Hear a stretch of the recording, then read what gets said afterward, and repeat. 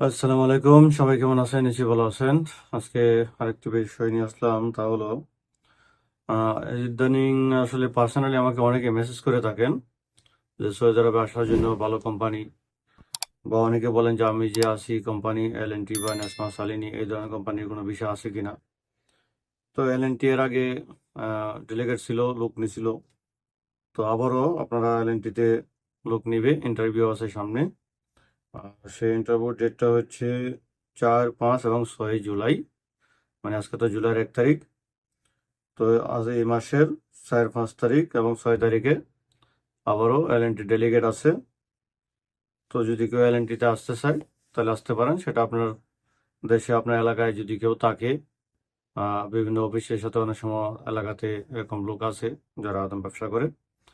যদি ওরকম কেউ থাকে, আপনারা যদি ডাইরেক্ট L&T-তে ইন্টারভিউ দিয়ে আসতে পারেন তাহলে একটা জিনিস আপনারা